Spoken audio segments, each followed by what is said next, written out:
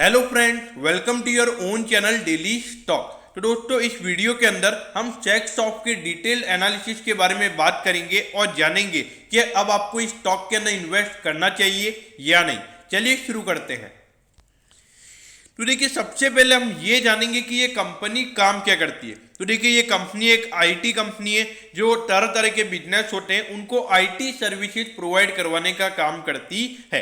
यानी कि अगर कोई ट्रेडिशनल बिजनेस है और उसको पूरा डिजिटल ट्रांसफॉर्म होना है तो वो सर्विसेज ये कंपनी प्रोवाइड करवाती है। उसके अलावा डेटा एनालिटिक्स हो गया, यानी कि अगर जो कस्टमर बेस है उनका जो डेटा होता है, हमारे जो कंप्यूटर्स के अंदर जो डेटा होता है उसके बेसिस पे आगे जाके और क्या नया काम वहाँ पे कंपनी कर सकती है, वो चीज़ें भी ये कंपनी प्रोवाइड करवाती है। तो देखा जाए एक पूरी तरीके से ये एक आईटी कंपनी है।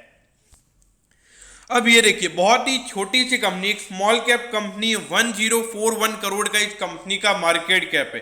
देखिए, पिछले साल जब मार्केट में बियर मार्केट यानी कि जब कोविड की वजह से मार्केट गिरा था तब इस कंपनी का मार्केट कैप 300 करोड़ के लगभग हो चुका था।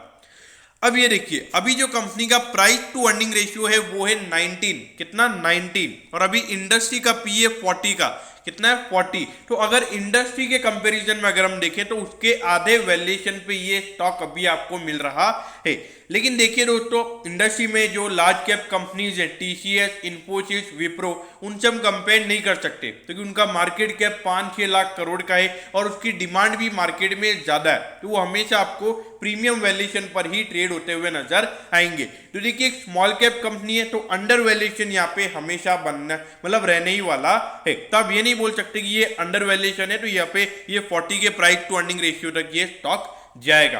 हो सकता है मार्केट में थोड़ी क्रेजीनेस आए और ये स्टॉक जा सकता है।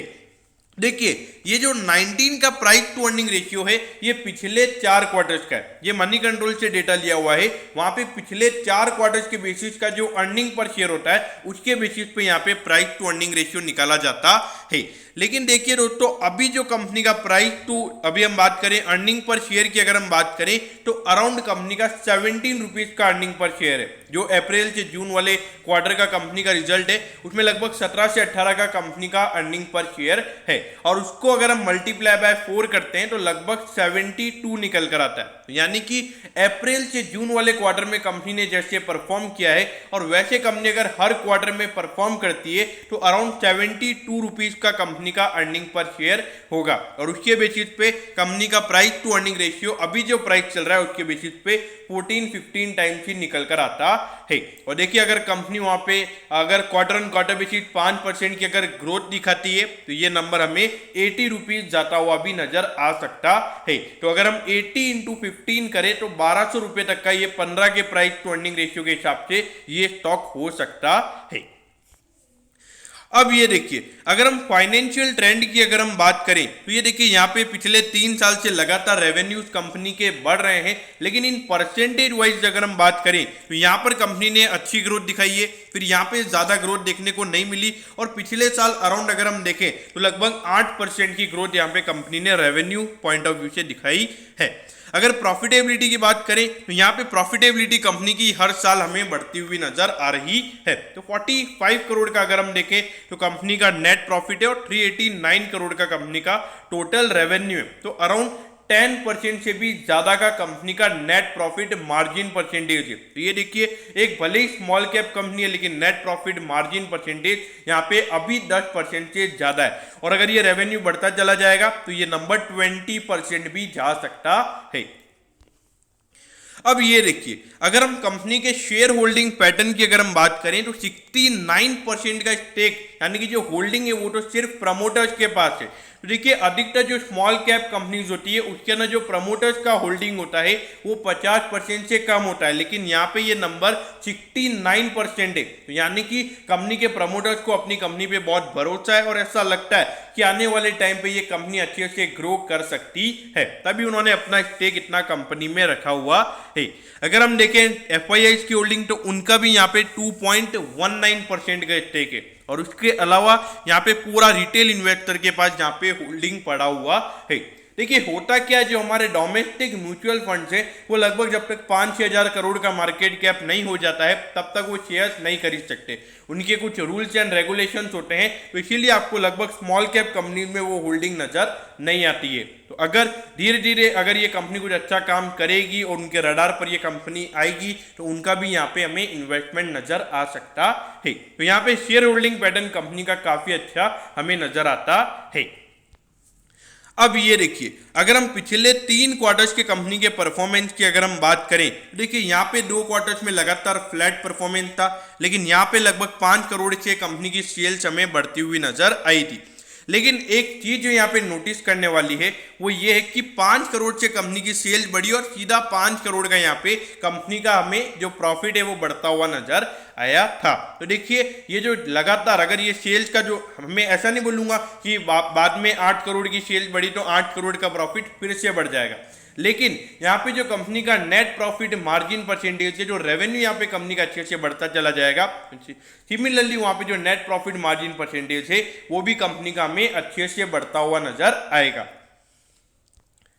अब ये देखिए, अगर हम कंपनी के रिटर्न ऑन इक्विटी के नंबर की अगर हम बात करें तो देखिए पहले ये नंबर था 20.78%, उसके बाद थोड़ा गिरा जरूर है, लेकिन अगर हम देखें तो 17.52% का रिटर्न ऑन इक्विटी भी मेरे ख्याल से अच्छा है। हाँ ऑल्दो थोड़ा गिरा है, लेकिन देखिए 17% का एक स्मॉल कैप कंपनी का अगर इतना रिटर्न ऑन इक्विटी है मेरे ख्याल से ये नंबर सही है। उसके अलावा अगर हम रिटर्न ऑन कैपिटल एम्प्लॉयड की बात करें तो ये भी पिछले 2 साल से गिर रहा है, लेकिन 21% का रिटर्न ऑन कैपिटल एम्प्लॉयड मेरे ख्याल से सही है। और रिटर्न ऑन एसेट्स की अगर हम बात करें तो ये नंबर भी 12.44% है। अब आपको ऐसा लग रहा होगा कि कंपनी की प्रॉफिटेबिलिटी हर साल बढ़ रही है तो ये नंबर क्यों गिर रहे हैं। हो सकता है कंपनी ने अपना और पैसा, अगर इक्विटी के फॉर्म में कंपनी ने और पैसा लगाया हो और उसके ऊपर कंपनी को अभी रिजल्ट नहीं आने लगे हो। अभी देखिए होता है, कंपनी ने और पैसा लगा दिया लेकिन उसके रिटर्न में जो प्रॉफिटेबिलिटी बढ़नी चाहिए थी वो नहीं बढ़ी, तो उसकी वजह से ये नंबर हमें कम नजर आ रहा है। लेकिन देखिए जब रिसेंटली कहीं नया कैपिटल कंपनी के अंदर आता है तो उसके रिजल्ट कंपनी को 1-2 साल बाद आना चालू होते हैं, तो वही मेरे ख्याल से यहाँ पे इनके साथ होता हुआ नजर आ रहा है। अब ये देखिए, अगर हम कंपनी के डेट टू इक्विटी की अगर हम बात करें तो देखिए पिछले 2 साल से लगातार यहाँ पे जो कंपनी का डेट है वो कम होता हुआ नजर आ रहा है और अभी कंपनी का सिर्फ 0.08 का कंपनी का डेट टू इक्विटी रेशियो है। यहाँ पर अगर आप देखोगे इतना कम debt to equity ratio, almost company debt free है। और एक स्मॉल कैप कंपनी जब इतना डेट उनका कम होता है तो उनके लिए आने वाले टाइम पे जब मार्केट में अपॉर्चुनिटीज बहुत ज़्यादा होते हैं तो ये कंपनी के लिए ज़्यादा अच्छे तरीके से ग्रो कर पाना आसान हो जाता है। और इंटरेस्ट कवरेज रेशियो की भी अगर हम बात करें तो ये 17.97 है, यानी कि जो कंपनी जितना कंपनी का डेट है, जितना कंपनी ने लोन ले रखा है उसका 17 टाइम्स अभी कंपनी ऑपरेटिंग प्रॉफिट कमा रही है। तो यहाँ पे कंपनी को डेट पे करने में भी कोई भी इश्यूज अभी हमें नजर नहीं आते हैं। तो ऑल ओवर अगर हम देखें तो सारी चीजें हमें पॉजिटिव यहाँ पे नजर आती है एक फंडामेंटल पॉइंट ऑफ व्यू से।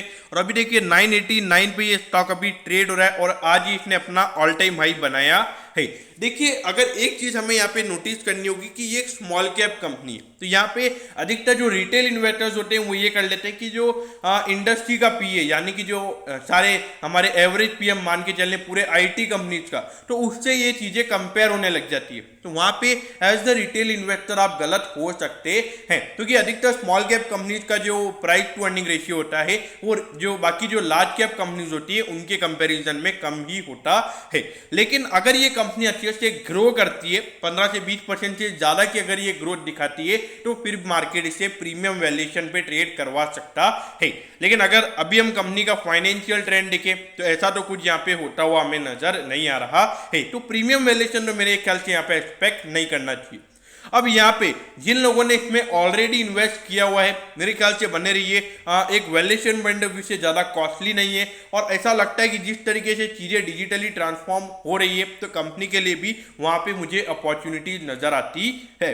तो लॉन्ग टर्म के लिए कोई मुझे इश्यूज यहाँ पे नज़र नहीं आते। अगर हम शॉर्ट टर्म की बात करें तो देखिए इस महीने में स्टॉक अराउंड 30% ऊपर जा चुका है और देखिए जिस तरीके से मार्केट में चीज़ें चल रही हैं तो यहाँ पे थोड़ा आपको कॉशियस रहना चाहिए। अगर शॉर्ट टर्म में अगर एक्सपेक्टेशन से ज़्यादा अगर आपको रिटर्न मिल रहे हैं मेरे ख्याल से तो आपने सेल करना चाहिए। बाकी वो आपके ऊपर डिपेंड करता है, ये मेरा पॉइंट ऑफ व्यू है, क्योंकि मेरा भी कॉशियस अप्रोच मार्केट पे चल रहा है, क्योंकि जिस तरीके से पॉजिटिविटी मार्केट में चल रही है तो कुछ भी नेगेटिव अगर यहाँ पे होता है तो बहुत ज़्यादा बुरा इफेक्ट वहाँ पे पड़ सकता है।